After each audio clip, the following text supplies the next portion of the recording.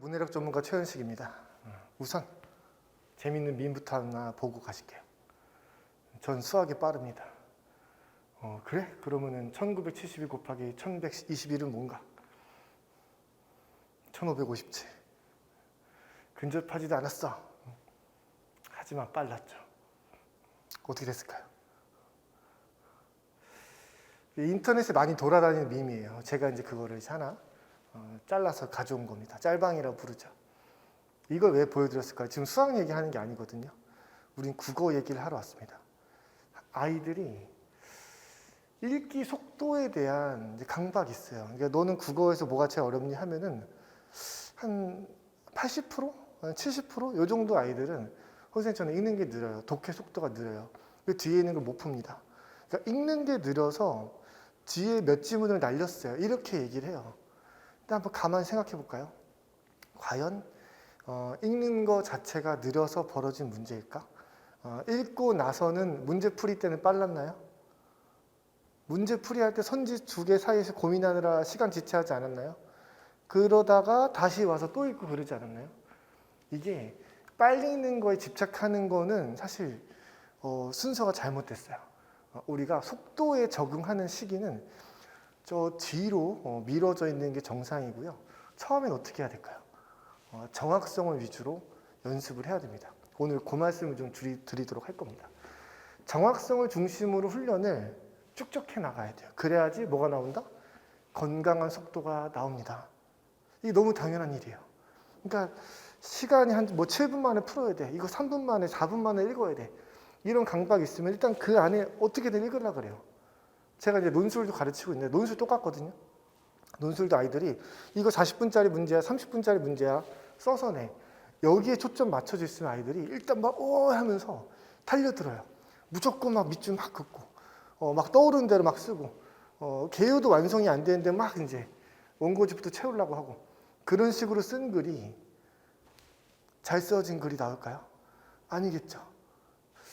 똑같습니다. 우리 수능 국어에서도 일단은 내가 읽은 지문에 대한 정확한 파악이 완결적으로 되고 나면 문제 풀이할 때 속도가 느리지 않겠죠. 빠르겠죠. 그런데 이제 좀 속도에 집착하다 보면 오히려 조급하게 읽게 됩니다. 급박하게 읽게 돼요. 그럼 그렇게 급하게 읽은 글이 제대로 이해가 안 됐으니까 다시 읽어야 되거나 즉 되돌아와야 되거나 아니면 문제 풀이할 때 계속 이제 막 고민이 돼요. 답이 안 보여요. 그래가지고 이제 다시 읽으러 오거나 아니면 어떻게 해요? 막 상상으로 풀어요. 이게 이렇게 됐던 것 같은데 이렇게 됐다는 건 이런 얘기 아니야? 라고 막 대충 이제 이렇게 비스무리하게 그럴싸하게 상상해서 풀다가 틀립니다. 이게 이제 굉장히 망테크죠. 그래서 우리는 정확하게 읽는데 초점을 둬야 됩니다. 그리고 그거를 열심히 축적했을 때 정밀하게 하는 거 축적했을 때 그때 제대로 된 속도가 나와요. 그래야지 합격하겠죠.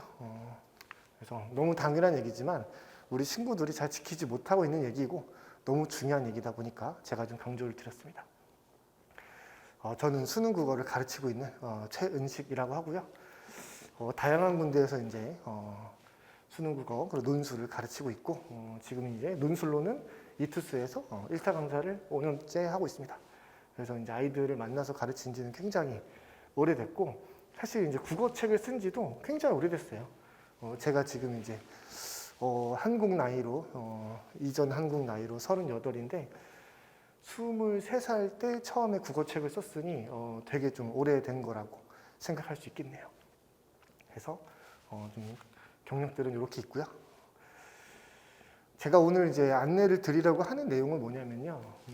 이게 전체 커리큘럼인데 굉장히 복잡하죠. 지금 이걸 다 설명드릴 건 아니에요. 한번 슬쩍만 보시면은 여기가 시즌 1이에요. 시즌 1, 2, 3, 4. 이게 흔히 말하는 고3의 1년입니다. 근데 요 앞에 여기 있죠. 고2 여름, 고2 가을이라고 있죠. 요 두 개는 고등학교 2학년에 초점이 맞춰진 커리큘럼이에요. 그러니까 저의 수능 국어 커리큘럼은 기본적으로 1년 반을 기본으로 두고 진행이 됩니다. 왜 그럴까요? 우리 3학년 첫 출발할 때 정시파가 된 친구도 있겠지만 지금 정시파를 마음먹은 친구들은 언제부터 마음먹었나요? 어떤 친구는 1학년 끝나고 마음 먹었을 수도 있어요. 아, 이건 내신으로 내가 노리는 대학교 가기 힘들겠구나. 이게 교과랑 종합으로 쉽지 않겠구나. 이런 식으로 마음 먹으면은 그 다음 정시파를 생각하지 않을까요? 그리고 이제 고등학교 2학년 여름방학쯤 됐을 때 이미 정시파를 마음으로 굳힌 친구들이 정말 많아요. 근데 그런 친구들이 수능 국어 공부를 제대로 하려고 할 때 보게 되는 교재나 강의들은 사실은 3학년 언니 오빠들의 요 시점에 맞춰서 설계된 그런 내용들을 좀 미리 하게 되는 그런 케이스가 거의 다죠. 근데 우리는 이제 이런 생각 해볼 수 있죠. 그럼 나같이 고2 여름방학 때 정시파를 마음먹은 친구들이 조금 더 근본적인 기초를 잘 다지고 나갈 수 있는 기본을 잘 다질 수 있는 그런 고2 여름방학에 꼭 맞춰진 그런 커리큘럼 없을까? 그래서 여기서 기초가 탄탄히 다져진 걸 기반으로 조금 더 좋은 출발을 할 수 있도록 만들어 나가면 어떨까? 저의 커리큘럼의 고민은 여기서부터 출발한 겁니다. 그래서 이제 이 시기에 맞는 친구들을 잘 인도하기 위해서, 가르치기 위해서 제가 이렇게 커리큘럼 짰고요. 여기서부터 쭉 따라오는 친구들은 커리큘럼상 아주 꼼꼼하게 기초부터 체계적으로 잘 다져서 끝까지 갈 수 있다라는 말씀을 좀 드리고 싶습니다. 즉 고2 여름방학에 특화된 그런 전문적으로 맞춰진 커리큘럼을 이제 가지고 왔다 이런 말씀이에요. 자, 어떻게 가르칠까 해서 당연히 열심히 준비해서 잘 가르치겠죠. 그거야 이제 기본입니다. 이건 당연한 얘기죠. 근데 여러분들이 좀 구분할 만한 이런 게 좀 이 선생님은 좀 다르구나 라고 얘기할 만한 느낄 만한 걸 좀 말씀드리도록 할게요. 일단 우리가 국어를 읽다 보면 당연히 글을 읽고 문제를 풀겠죠. 문제를 먼저 참고하는 것도 가능하겠지만 기본적으로 문제를 글을 읽고 문제를 푸는 거니까. 근데 내가 글을 읽고 있어요. 이거 한 3, 4분 만에 읽으래요. 4분 줄게요. 해서 글을 읽는 거예요. 다 읽고 왔어요. 문제도 풀고 왔어요. 한 5분, 6분 걸렸어요. 그러고 나서 칠판을 딱 보니까 짜잔 하고 판서가 깨끗하게 되어 있는 경우들을 보통 많이 볼 수 있습니다. 그쵸? 그래서 이게 PPT에 띄어져 있거나 아니면 이제 칠판에 이렇게 아주 예쁘게 써 있어요. 그리고 그 내용들이 굉장히 잘 정리되어 있고 화려하게 정리되어 있고 그거를 보면서 선생님의 설명을 이렇게 자세하게 들으면은 이게 이제 절로 고개가 끄덕여집니다. 저런 내용이구나. 근데 이 생각을 좀 해봐야 돼요. 그걸 보고 나니까 내가 설명 들으면서 이해되는 건 오케이인데 내가 수능날 가서 저렇게 판서할 수 있나? 저렇게 좀 아주 깔끔하게 잘 다듬어진 그런 판서를 내가 해낼 수 있나? 심지어 그 판서하는 과정을 내가 처음부터 끝까지 순서대로 읽어가면서 이거를 이끌어낼 수 있는가? 글쎄요. 거기에 좀 어려운 경우들이 좀 있습니다. 이게 이제 학생들한테는 되게 실질적으로 중대한 문제예요. 내가 선생님의 접판서를 직접적으로 현장에서 못하면 그리고 그게 너무 오래 걸린다면 할 수 있다고 하더라도 그게 수능 실전에서 어떤 의미가 있겠어요. 그러니까 그냥 내가 실전에서는 밑줄 긋고 그냥 어느 정도 체크하는 것밖에 못하겠죠. 내가 평소에 보던 판서가 없으니까. 그러니까 이제 좀 문제 풀 때 평소 공부랑 수능 실전이 너무나 상황이 다르잖아요. 그러다 보니까 좀 어버버 되는 게 없기가 힘들겠죠. 제가 이제 안내하는 건 뭐냐면요. 한 문장씩 한 문장씩 순서대로 차례대로 같이 읽어 나갈 거예요. 그러면서 첫 번째 문장 그리고 다음 문장 정도까지 그러니까 앞문장 뒷문장 정도까지를 문맥적으로 미시적으로 분석을 하는 거예요. 이 문장과 다음 문장 정도만 보자. 그럼 이걸 읽고 우리가 어떤 생각할 수 있지? 그럼 여기서 우리가 중요한 거를 살짝 메모를 해볼 거야. 그러니까 오래 걸리는 화려하게 정리된 장황한 메모가 아니고 실전에서도 할 수 있는 시간을 너무 많이 뺏기지 않는 아주 간소하게만 정리하는 그 메모를 우리 지문 옆에 이제 해줄 거예요. 실전에서 할 수 있으니까요. 그 정도 맞춰서 우리가 짤막하게 메모를 해나갈 거고 그거를 처음부터 끝까지 순서대로 읽으면서 어떻게 축적해 나가는지를 제가 안내를 해드릴 거예요. 여러분이 저랑 이 연습을 오랫동안 계속 하신다면은 여러분 실전에 가서도 선생님이 보여주던 그 판서를 그대로 똑같이 할 수 있습니다. 그리고 그거 정리하는데 시간이 그리 오래 안 걸릴 거예요. 나중에 가면 갈수록 메모가 간소해지거든요. 그거를 바탕으로 문제풀이 할 때 아주 명쾌하게 풀 수 있을 것이고 지문 내용이 다 기억이 안 날 수 있거든요. 우리 기억력에 한계가 있어서 그러다 보면은 지문으로 다시 돌아오기보다 밑줄 긋은 거 몇 개랑 그다음 내가 메모해 놓은 걸 보고 충분히 빠르게 다시 판단할 수 있을 겁니다. 이 연습을 하는 게 굉장히 중요한 포인트입니다. 문학이랑 비문학이랑 다 똑같아요. 마찬가지입니다. 두 번째, 우리가 이제 이것도 너무 사실 당연한 얘기예요. 정답을 맞히면 넘어갈 수 있는가? 아니겠죠. 그러니까 공부를 우리 한번 이렇게 생각해 보죠. 공부를 잘 못하는 친구들은, 좀 나쁜 습관이 있는 친구들은 이렇게 할 수도 있어요. 정답 맞추면 넘어갈 수도 있어요. 무슨 말이냐? 틀린 문제만 파는 거죠. 이 문제 틀렸네. 그래서 이거를 또 이게 왜 나 이걸 택했을까? 어떻게 고쳐야 정답일까? 이렇게 생각할 수 있어요. 근데 맞춘 문제들에 대해서 최고 효율성을 갖춰서 독해를 했는가? 그러니까 이런 거 우리가 확신할 수 있을까? 이런 거죠. 그러니까 맞춘 문제더라도 내가 지문을 가장 효율적으로 이해를 했는지. 이 효율성이 왜 중요할까요? 우리가 이 지문을 한 100번, 1000번 읽으면 누구나 빠삭하게 이해를 하고요. 굉장히 장황하게 설명하면, 엄청나게 자세하게 설명하면 누구나 풍성하게 이해할 수 있어요. 근데 그 정도로 많이 생각을 해야지 이걸 이해할 수 있다면 실전에 가서 그 설명들을, 그 기나긴 설명들을 내 머릿속으로만 한다고 해도 너무 길어요. 너무 느리다고요. 그러니까 우리는 최대한 효율적으로, 그리고 내가 특별한 배경 지식이 없어도 이게 이제 이해가 되는가, 그리고 어떻게 이해하지 이거를 최소한으로 머리를 굴려서 좀 정밀하게 객관적으로 이해할 수 있는가, 그거를 점검을 해야 돼요. 이게 마치 뭐랑 비슷하냐면 우리 수학 문제랑 좀 이제 비교해 보면서 생각할 수 있는데요. 여러분이 수학 문제를 풀었는데 뭐 틀린 문제 당연히 연구를 하시겠죠. 근데 이제 맞춘 문제예요. 정답이에요. 맞췄어요. 그러면 이거를 이제 넘어가면 안 된다고 얘기하는 거잖아요. 그럼 어떻게 하죠? 일단은 내 풀이랑 해설지의 풀이. 해설지도 있잖아요. 해설지마다 조금씩 다르지 않나요? 뭐 수능 기출문제라고 했을 때 뭐 이 문제집, 저 문제집, 그리고 이 강사, 저 강사의 풀이가 좀 다르지 않나요?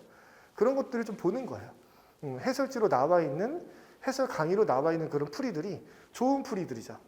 그게 내 풀이보다 뭔가 좀 나은 점이 있잖아요.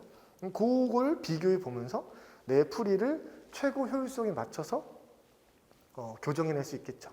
그리고 우리가 조금 더 앞서 나간다면은 다양한 풀이들을 검토해 본 다음에 이 중에서 뭐가 제일 적합한 풀이일까?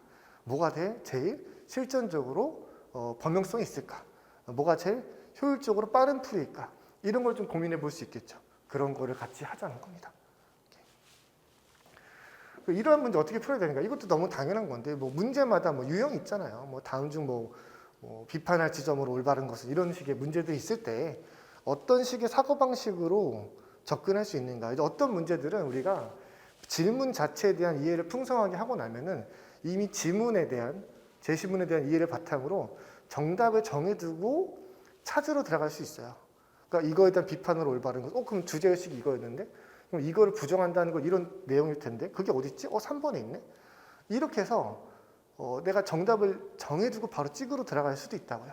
그러니까 문제풀이에 대한 이해가 높아질수록 이게 빨라질 겁니다. 그러니까 이런 게 잘 안 된 친구들은 무조건 1번부터 다 보는 거죠. 1번 읽어보고 이게 맞나? 저게 맞나? 좀 느낌이 아닌데? 이런 식으로 이제 지어가면서 넘어간다? 이렇게만 문제를 푸는 거는 사실상 고수의 풀이가 아니겠죠. 여러분이 그래서 문제 유형과 거기에 대한 풀이법들을 자세히 배우게 될 겁니다. 그 다음에 뭐 틀린 선지들이 많잖아요. 올바른 것을 고르세요. 그럼 하나는 정답인데 나머지 다 틀렸죠. 이거 어떻게 고치면 정답 선지가 될까요?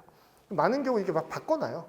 그러니까 P이면 Q이다 해서 이 순서를 바꿔놓는다든지, 아니면 이항대립적 상황, 경우의 수들을 뒤집어 놓는다든지, 별벽이 다 있죠. 근데 그게 엄청나게 많지는 않거든요. 그렇게 선지를 고치는 방법. 이건 뭐랑 연관되어 있냐면은 이 평가원들이 어떻게 해서 오답을 꼬아내는가, 매력적인 오답은 어떻게 만드는가, 이런 것들이 사실상 여태까지 아주 오랫동안 쌓인 수능 국어의 역사 속에서 정립된 것들이 있어요. 그런 것들을 여러분들과 함께 좀 연구해 가면서 이런 식으로 저거 꼬아냈구나. 그러면 우리가 이걸 좀 더 나아가 뭘 할 수 있냐면은 우리가 읽은 제시문에 대한 이해를 바탕으로 평가원의 사고방식으로 선지를 만들 수 있어요. 오답 선지도 만들 수 있고요. 정답 선지도 만들 수 있습니다. 특히나 오답 선지를 만들 수 있는 지경이 되면요. 오답선지를 판단해내는 거는 쉬워질 거예요. 여러분이랑 쌤이랑 같이 그런 연구를 해가면서 좀 근본적인 초고수의 길로 한번 가보도록 하죠. 그 다음에 이것도 한번 생각해 볼까요? 이 개념에 대한 평가원의 입장은 무엇인가? 입장은 무엇인가? 입장? 아니, 개념이면은 객관적으로 어떤 뜻이다라고 하는 개념의 어떤 뜻풀이나 정의가 있는 건데, 평가원의 입장이라는 게 무슨 말이지? 우리가 이 생각을 좀 해봐야 돼요. 무슨 얘기냐면은, 이 개념어, 특히 문학 개념어가 더 그런데요. 특정한 문학 개념어들에 대해서 내가 생각하는 거, 우리 일상적으로 떠올리는 그런 뜻과 평가원이 생각하는 그 데피니션이 다를 수가 있죠.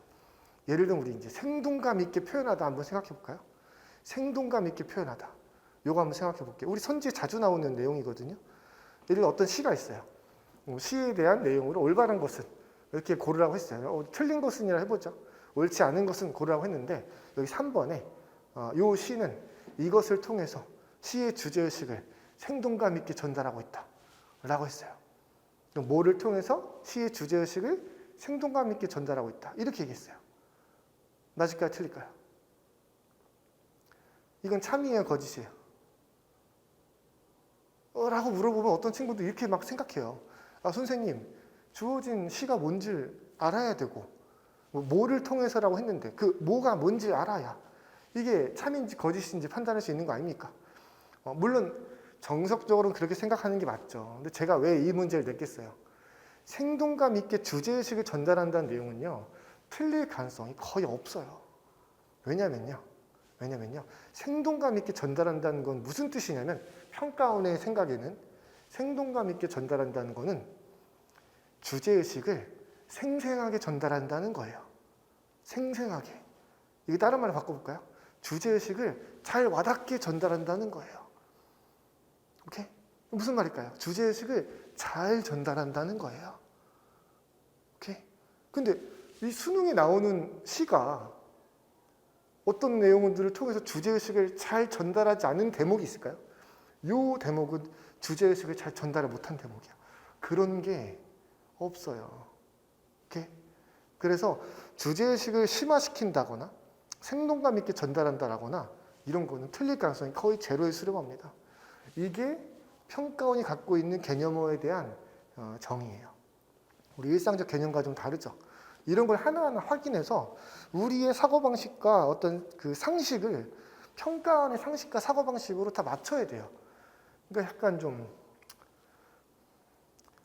아쉬운 일이죠. 그러니까 약간 우리는 을이잖아요. 갑의 사고방식에 이 찍어 맞추듯이 기계적으로 우리도 거기에 딱 맞춰서 똑같이 생각을 해야 돼요. 똑같은 개념적 인식을 갖고 있어야 되고, 그걸 여러분들이 좀 생으로 하는 거는 아무래도 좀 이제 가능할 수 있으나 비효율적이겠죠. 그래서 쌤이 싹 다 정리를 해드리겠습니다. 문학이든 비문학이든 이런 식의 개념어가 이렇게 맥락에서 쓰였을 때는 어떤 뜻으로 이해하는 게 맞다라고 제가 다 확인시켜드리고 훈련시켜 드릴 겁니다. 이런 모든 것들을 수업 시간에 다 할 거예요. 그래서 우리 문제를 푼다는 거는 그냥 한번 풀어보고 정답 맞췄네? 오 기분 좋아. 이렇게. 틀렸어. 그건 좀 아쉬워. 해설집 보니까 뭔지 끄덕끄덕 알겠어. 그러고 넘어가는 게 아니고 이런 연구 작업들을 해야 되는 겁니다. 그래서 여러분들이 좀 강사가 강의를 준비하는 그런 마음으로 준비하다 보면은 한 문제 한 문제 연구하고 넘어가는데 시간이 좀 걸릴 수 있겠죠. 맞아요. 시간 좀 오래 걸릴 겁니다. 근데 쌤이 약속할 수 있어요. 그런 식으로 연구를 축적해 나가다 보면 여러분들의 근본적인 실력이 빠르게 높아질 거예요. 그럼 점점 더 회차를 거듭할수록 당연하게 보이는 것들이 많아질 것이고요.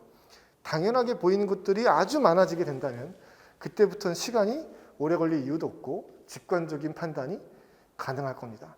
그런 수준까지 만들고 나서 수능장 가잖아요. 그러면은 별로 손도 안 대도 돼요. 몇 개 찍찍 그어놓고 하면서 당연하게 인식되고 빠르게 판단되니까 마치 초보 운전이 아니고 운전 고수가 아주 직관적으로 운전을 빠르게 판단하고 정확하게 판단하듯이 우리도 시험장 가서 뭐 당연하게끔 직관적인 판단으로 좋은 판단 내릴 수 있을 겁니다. 근데 이게 순서가 중요해요. 선생님이 방금 뭘 말했냐면 결국에는 깜으로 푼다의 차원까지 올라가서 직관적인 판단으로 풀어낼 거다. 결국에 가서는. 근데 이 단계에 접어들려면은 처음에는 아주 깊게 연구를 해야 되고 교정도 해야 되고 오랜 시간 동안 이제 고민하는 시간이 필요해요. 이 시간을 거치지 않고 정밀하게 판단을 해보지 않은 상태에서 그냥 무작정 시간에만 껴맞춰서 감으로 판단한다면 그럼 잘못된 자기만의 감으로 들이대는 거겠죠. 근데 많은 친구들이 사실 여기에 머물고 있습니다. 우리는 이 자기만의 감으로 판단하는 것을 배격하고 정확하게 연구한 다음에 이거를 축적해서 숙지시키고 숙달시켜서 올바른 감각으로 깡으로 판단하게 될 겁니다. 거기까지 우리가 이끌고 갈 거예요. 그렇죠? 그다음에 어떻게 관리하는가? 이제 이거는 현장 강의에 해당하는 얘기일 텐데 일단은 우리 이런 얘기를 좀 해보고 싶어요. 일단 연구소에 오신 거 환영합니다. 제가 이렇게 써놨는데 저는 제 수업을 듣는 친구들을 연구원이라고 생각할 겁니다. 연구 어떤 연구? 방금 전에 얘기했잖아요. 그런 것들 연구하는 거예요. 같이. 근데 있잖아요. 우리 요 생각을 한번 해보죠. 예를 들면 이게 과목이 무엇이든 간에 1타 강사 수업을 들은 친구들이 많겠죠? 1타 강사 수업을 한 1000명이 들었다고 가정해볼게요. 그냥 간단하게. 1000명이 수업을 풀커리를 다 들었어요. 열심히 들었어요. 그럼 이 친구들이 다 1등급 나올까요? 100점 나올까요? 아니잖아요. 너무 당연하게 아니죠. 누군가는 이제 1등급 나오고 100점도 맞겠지만 누군가는 또 2등급 나오고 누군가는 4등급도 나오고 막 5등급도 나오고 막 그럴 수 있단 말이죠. 그게 어디서 차이가 나는 거예요? 동일한 내용들을 입력했잖아요. 그럼 어디서 이렇게 차이가 나길래 1등급 만점이 있는데 5등급이 나오고 6등급이 나올까요? 어디서 나오죠? 이 친구가 얼마나 그거를 잘 소화해냈는가에서 갈라지는 거잖아요. 얼마나 이거를 자기 걸로 만들었는가. 그렇죠? 이 숙달이 얼마나 잘 되었는가. 내면화가 얼마나 잘 됐는가. 체화가 얼마나 잘 됐는가. 잖아요. 그래서 이제 선생님들이 누구나 입을 모아서 체화해라. 숙지시켜라. 라고 하는 거 아니에요? 근데 그거를 그냥 체화해. 뭐 파이팅이야. 열심히 체화해. 나는 잘 가르쳐줬다. 나머지 니들이 체화해. 너의 몫이야. 라고만 하는 게 사실 학생의 관리를 책임지고 있는 강사한테 최선의 태도는 아니라고 저는 판단합니다. 그래서 체화를 끝끝내 하도록 좀 괴롭힐 거예요. 무슨 말이냐면은 수업을 통해서 우리 교재를 공부합니다. 그러면 이 친구들이 내가 처음에 이렇게 판단했는데 이게 올바른 사고방식이니까 이렇게 교정한다. 그러면 그 교정 지점이 있어요. 그 교정 지점을 정리해서 저희한테 보고서를 제출해야 돼요. 이거 보고서 쓰는데 한 세월 걸리고 그렇게 만들지 않을 겁니다. 실전적으로 좀 뭐랄까 괜히 막 해설지 쓰듯이 길게 쓰는 형태가 아니고 가장 간략하게 실전적으로 할 수 있는 아주 메모하는 형태로 교정 지점을 정리할 거예요. 그다음 그거를 저희한테 이제 제출할 겁니다. 그럼 저희가 그거를 교정할 거예요. 검토를 할 거예요. 이 친구가 이렇게 생각했다가 이렇게 틀려가지고 이렇게 교정했구나. 이렇게 깨달음을 얻었구나. 라는 지점을 저희가 싹 다 보면서 이거는 괜찮게 했네. 잘 정리했네. 맞게 고쳤구나. 라는 것도 확인시켜 드리고요. 그 다음 뭐도 하죠? 여러분은 내가 이렇게 깨달았어요. 라고 해서 정리하고 제출했는데 저희가 딱 보니까 뭐야 이것도 역시나 아직 5개념이 안 고쳐졌는데 아직도 너무나 좀 비효율적인 사고방식이 남아있는데 라는 게 있겠죠. 그거를 저희가 피드백을 줍니다. 이 부분에선 이렇게 해야 되고 요런 의미에서 잘못됐습니다. 이렇게 교정하셔야 됩니다. 라고 저희가 피드백을 드리는 거예요. 그럼 아이들이 그것까지 본 다음에 마무리를 하는 거죠. 무슨 말씀인지 아셨죠? 그래서 저희가 여러분의 이제 숙달 과정을 좀 체계적으로 빡세게 좀 관리를 한다. 그런 얘기입니다. 약간 그 과외를 받을 때 우리가 과외 선생님이랑 좀 개인에 집중되어 있는 커리큘럼이다 보니까 이런 사고 과정의 교정까지 신경 쓸 수 있죠. 그런 거를 우리가 좀 이제 팀의 차원에서 체계적으로 할 수 있다 이런 얘기예요. 뭐 어떤 말씀인지 이해하셨죠? 그 다음에 부교재에 대해서도 똑같이 할 겁니다. 그러니까 우리가 수업에서 진행하는 지문들은 우리가 주교재라 부를 거고요. 수업에서 직접적으로 진행하지 않는데 제가 숙제로 주는 것들이 있어요. 숙제로 주는 것들은 무작정 자습으로 다 맡기느냐? 그러지 않고 그 중에서도 중요한 것들은 저희가 또 연구보고서 제출을 통해서 교정을 또 이제 봐줄 겁니다. 여러분이 수업은 일주일에 뭐 3-4번씩 듣는 게 아니잖아요. 기껏해야 뭐 한 번, 많아봤자 2번 정도 듣겠죠. 그럼 나머지 이제 월화수목금토일 중에 월요일 만났으면은 나머지 화수목금 토일은 뭐 하죠? 했을 때 그 지점에 우리가 할 수 있는 일들과 거기서 우리가 여러분이 꼭 필요한 것들에 대해서 교정까지 해주겠다 이런 말씀이에요. 그리고 필요한 경우 제가 교정하는 내용에 대한 수업도 당연히 동영상으로 깔아서 같이 드릴 겁니다. 그러니까 저희 주교제로 수업하는 시간 외적에 동영상 강의도 제가 찍어서 드린다는 말씀이에요. 여러분의 자습을 원활하게 하기 위해서인 겁니다. 왜냐하면 사실상 제가 수업을 한번 해준다라고 하는 걸로 우리 관계가 끝나는 게 아니에요. 여러분이 제 수업을 선택했다는 건 뭐냐면은 제가 여러분의 국어를, 수능 국어를 책임지는 사람으로 선발됐다는 뜻이거든요. 그러니까 저도 그 책임을 다하기 위해서 여러분 평일에 국어 공부할 때 제가 할 수 있는 게 있으니까 그거를 책임져 드리겠다는 겁니다. 이걸로도 모자란 게 있어요. 연습량이 더 있어야 되죠. 그래서 주간지가 또 나가요. 그래서 이건 자습으로 진행될 거지만 우리가 배웠던 그 방식 그대로 해설지가 적혀 있으니까 그걸 통해서 여러분이 동일한 방식으로 연습을 하면 되겠죠. 그래서 여기까지 다 하고 나면은 일주일에 국어 공부로 딱 채워도 매일매일 해도 충분히 할 게 있다. 이렇게 말씀을 드릴 수 있습니다. 사실 양적인 것보다 더 중요한 건요. 당연히 질적인 완성도예요. 그러니까 저희가 이제 시키는 거나 이렇게 하는 거가 엄청나게 많은 문제를 풀도록 하는 그런 방식이 아니에요. 같이 공부한 것들, 특정한 지문들, 막 10개가 아니고 한두 개를 아주 깊게 이해해서 정밀하게 판단해서 모든 선지를 다 아주 세세하게 분석하고 조절할 수 있는 능력. 그런 것까지 우리가 좀 꼭꼭 씹어가는 깊게 공부하는 그런 방향으로 우리가 연습을 할 거거든요. 그리고 양도 어느 정도 우리가 확보를 한다. 그래서 일주일 내내 국어에서 할 게 있도록 우리가 만들어 주겠다 이런 겁니다. 그래서 여러분들은 쌤이랑 공부하는 모든 내용들을 그냥 풀어버리고 치워버리는 게 아니고 그냥 한번 그냥 이렇게 소비해 버리는 게 아니고 정말 연구하고 꼭꼭 씹어 누르는 그런 작업으로 진행을 하셔야 됩니다.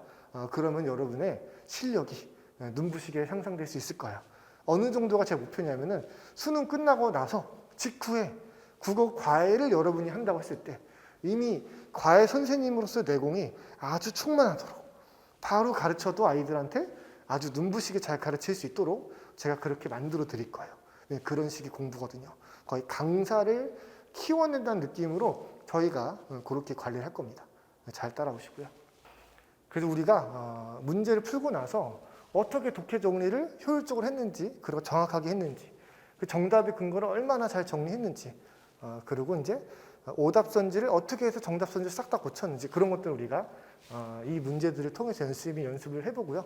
그런 것도 여러분이 끝끝내 잘 했는지를 이 보고서 교정을 통해서 저희가 확인하고 나서야 다음으로 넘어가는 거예요. 이 과정들을 꼭꼭 씹어서 가기 때문에 여러분이 그냥 혼자 공부한다는 느낌, 그냥 현장 강의 와서 수업을 듣고 나머지 공부는 내가 하는 거지 이게 아니고 평소의 공부도 우리가 연구소를 통해서 좀 관리받는다는 걸 확실하게 좀 느낄 수 있도록 여러분들이 그래서 그냥 이런 것들은 이게 맞지 않나? 라고 그냥 자기가 어설프게 혼자 감당하는 게 아니고 그런 내용들 다 연구소를 통해서 다 확인받고 안심하고 넘어갈 수 있는 숙달도를 확실히 끌어올렸다는 것을 안심하고 확인할 수 있는 그런 수업으로 저희가 이제 만들 겁니다. 그래서 여러분들은 이 내용들을 잘 숙지해서 따라오시면 될 것 같습니다. 네, 전 여기까지 하겠습니다. 고맙습니다.